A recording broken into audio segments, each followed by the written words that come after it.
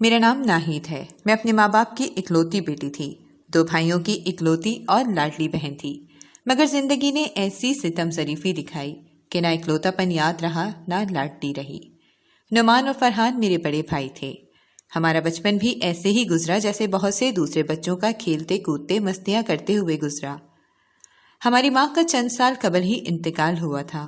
گھر کا نظام چل رہا تھا، کچھ میں کر لیتی، کچھ کام میرے بھائی کرتے۔ کپڑے اور صفائی وغیرہ ہفتے میں ایک بار ابا محلے میں سے کسی کام والی کو بلوا کر کروا لیتے۔ یوں گزر بسر ہوتا رہا۔ میں نے اپنی پڑھائی انٹر کے بعد ادھوری چھوڑ دی تھی، کیونکہ امی کی وفات کے بعد کچھ عرصے کے لیے پڑھائی چھوڑی تو پھر دوبارہ شروع کرنے کا من ہی نہ رہا۔ نعمان میرا بڑا بھائی تھا اور فرحان چھوٹا۔ بھائیوں کی شادی کی عمر ہوئی تو گھر میں کچھ ہلچل شروع ہوئی۔ دوسرے چوتھے دن ابا، میں اور نعمان کسی کے گھر جاتے رشتہ دیکھنے۔ رشتہ تو خیر ابا نے پسند کرنا تھا، مگر مجھے بڑا مزہ آتا روز تیار ہو کر کہیں جانے میں۔ پھر بازاروں کے چکر شروع ہوئے، رنگ برنگے کپڑے، جوتے، میک اپ کا سامان۔ ہم نے مہندی لگوائی، پیلے رنگ کا جوڑا بھائی کی مہندی پر پہنا، گھر کو سجایا، بھائی کے کمرے کو سجایا۔ یوں بڑے چاؤ سے ہم بھابھی بیاہ کر لائے۔ میری بڑی بھابھی کا نام عظمیٰ تھا۔ میں نے پہلے دن سے ہی بھابھی سے پیار و محبت کا سلوک رکھا۔ 4 گھر میں فرد ہوں، وہ بھی میرا تیرا کر کے رہیں تو اچھا نہیں لگتا۔ جیسے میں پہلے ہر روز اپنے باپ اور بھائیوں کے لیے ناشتہ تیار کرتی تھی، بھابھی کے آنے کے بعد بھی میں ویسے ہی سب کرتی تھی۔ شروع کے چند ماہ تو ایک دوسرے کو جاننے اور سمجھنے میں لگ گئے، اور مجھے اس وقت عقل ہی کتنی تھی کہ میں کسی کو اچھی طرح جانچ سکتی۔ شروع کے 6 ماہ اچھے گزرے۔ بھابھی مجھے جو کام کہتی میں کر دیتی، جو وہ اپنی مرضی سے کرتی کر لیتی، جو چھوڑتی وہ میں خود کر لیتی۔ پھر نہ جانے کیا ہوا، عظمیٰ بھابھی مجھ سے کھچی کھچی رہنے لگی۔ وہ بلا ضرورت مجھے بلاتی بھی نہیں تھی، اپنا کام کاج کرتی اور اپنے کمرے میں چلی جاتی تھی۔ مجھے کبھی علم نہ ہو سکا کہ بھابھی کو مجھ سے کیا مسئلہ تھا، کس وجہ سے وہ ایسا رویہ رکھتی تھی، میری کون سی بات انہیں بری لگتی تھی۔ میں ان سے کبھی پوچھ نہ سکی، ہمت ہی نہ تھی۔ خیر، زندگی کے ماہ و سال اسی طرح کبھی اچھے کبھی برے گزرتے رہے۔ پھر ابا نے فرحان بھائی کی شادی کا ذکر چھیڑ دیا۔ رشتے دیکھے جانے لگے کہ ایک دن بڑی بھابھی نے ایک رائے دی کہ ان کی ایک کزن ہے، پڑھی لکھی ہے، سلجھی ہوئی ہے، فرحان کے ساتھ اس کی جوڑی بہت اچھی رہے گی، ایک بار دیکھ لیں۔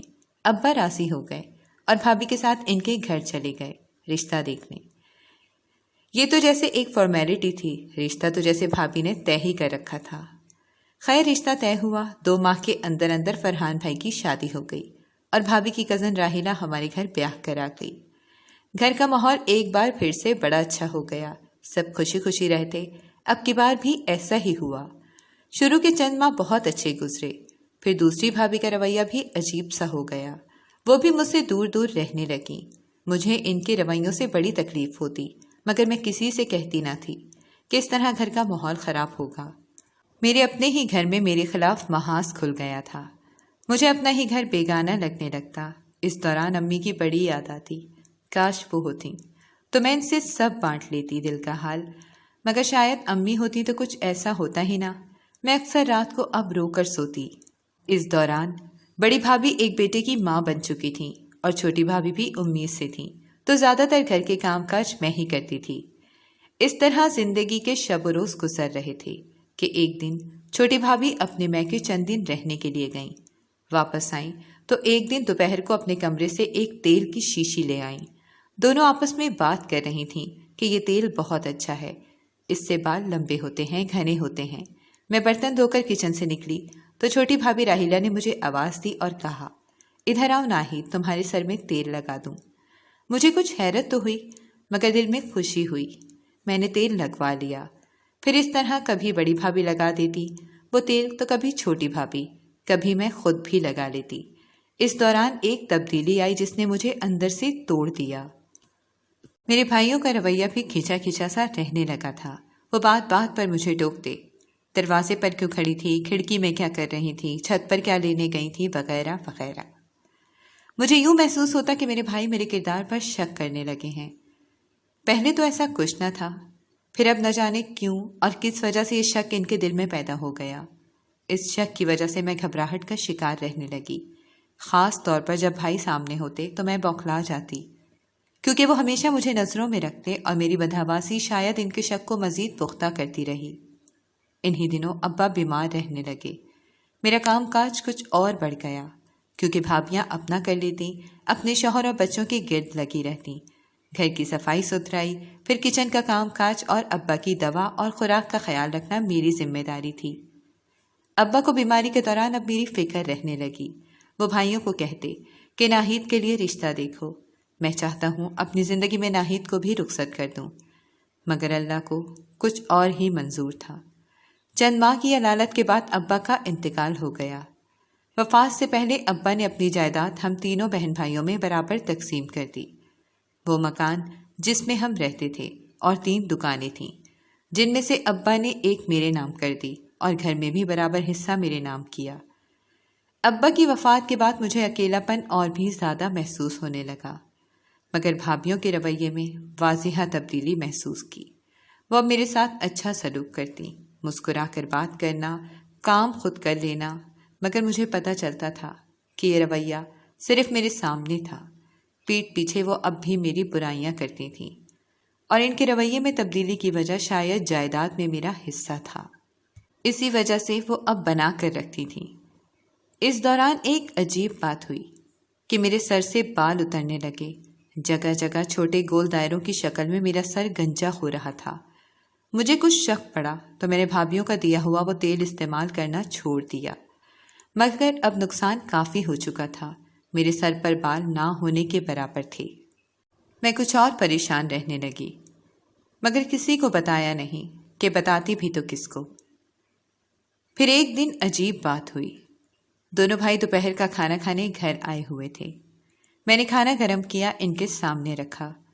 بھابھی پاس بیٹھی کچھ آہستہ آواز میں بات چیت کر رہی تھیں کہ اچانک میرے سر سے دوپٹہ پھسل گیا، جسے میں نے فوراً ہاتھ بڑھا کر سیٹ کر لیا۔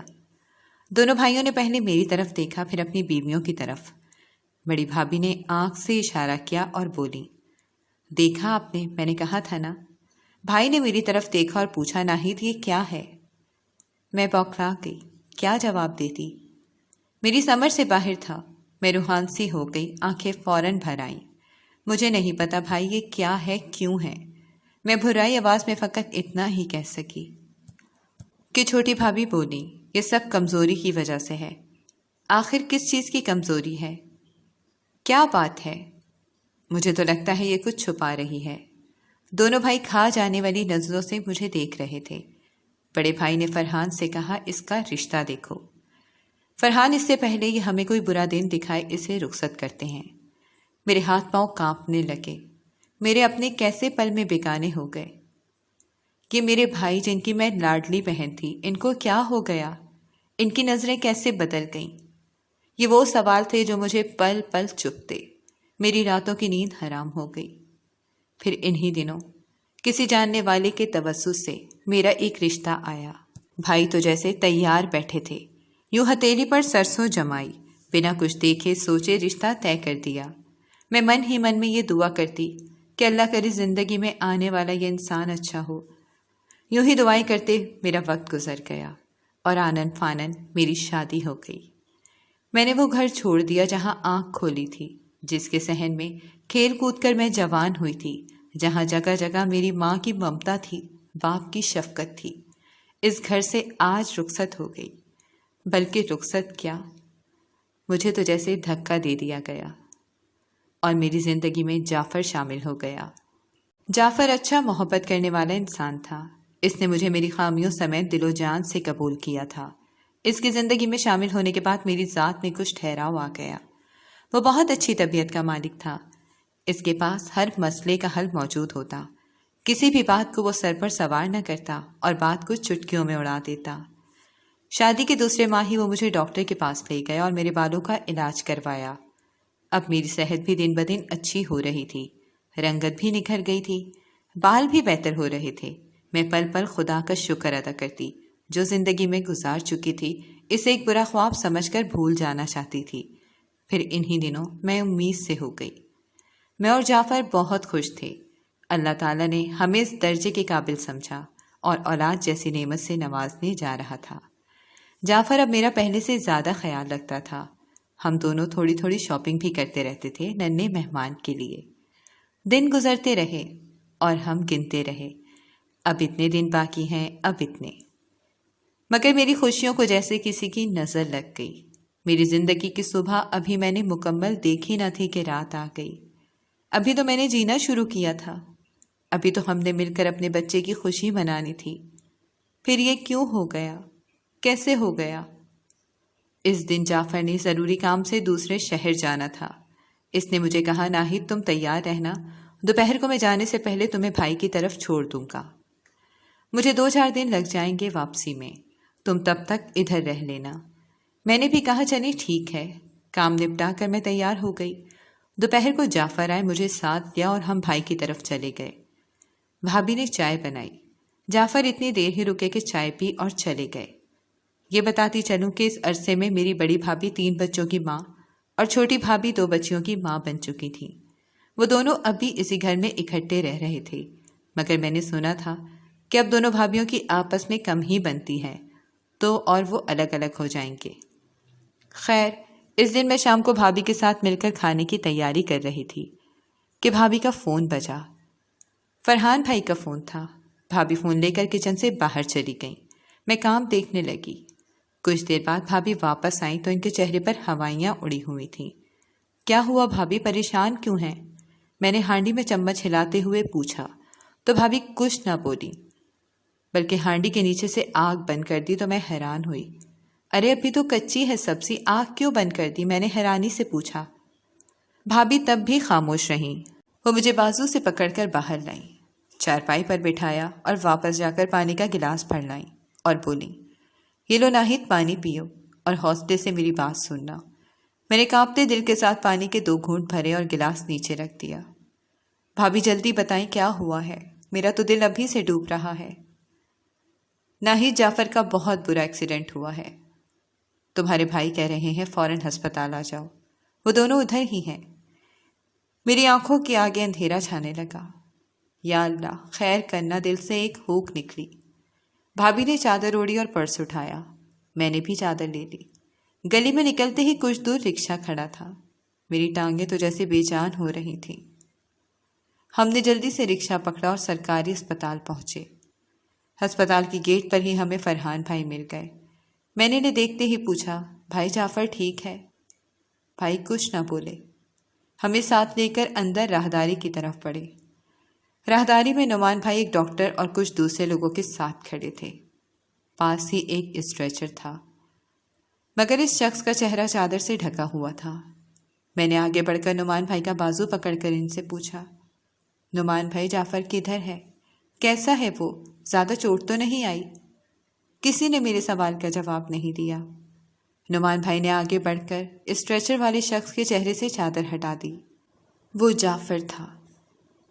جعفر جا چکا تھا، مجھے تنہا چھوڑ کر، اپنے بچے کو دیکھے بنا۔ میری آنکھوں کے آگے اندھیرا چھا گیا۔ ان دنوں میری ڈیلیوری کے دن نزدیک تھے۔ میرا بلڈ پریشر اتنا لو ہو گیا کہ میں بے ہوش ہو گئی۔ دوست کے ساتھ جاتے ہوئے جعفر کی گاڑی کا ایک ٹرالر سے ایکسیڈنٹ ہوا۔ اس کا دوست موقع پر جاں بحق ہو گیا اور جعفر اسپتال پہنچ کر اس دنیا کو چھوڑ گیا۔ اتنی مختصر سی تھی میری خوشیوں کی مدت، یوں لگا بس ایک جھلک تھی کسی اور دنیا کی جو جعفر نے مجھے پلک جھپکتے ہوئے دکھائی، اور اس کے ساتھ خود بھی میری نظروں سے اوجھل ہو گیا۔ جعفر چلا گیا اور میں بھائی کے گھر آ گئی، کیونکہ ڈیلیوری کے دن نزدیک تھے۔ چند دن بعد ہی ہماری بیٹی اس دنیا میں آ گئی۔ میں نے اس کا نام علیزے رکھا۔ اب میں اور میری بیٹی بھائی کے پاس رہتے ہیں۔ زندگی پھر سے اسی ڈھب پر آ گئی ہے۔ میرے دونوں بھائی اب الگ ہو چکے ہیں۔ میں نعمان بھائی کے ساتھ رہتی ہوں، کام کاج ہو تو دوسری بھابھی اپنی طرف بھی بلا لیتی ہیں۔ جعفر کے ساتھ جو دن گزرے وہ اتنے خوشگن تھے کہ اب میں خواب دیکھنے لگی ہوں۔ کسی کے حسین ساتھ سے زندگی خوبصورت بھی ہو سکتی ہے۔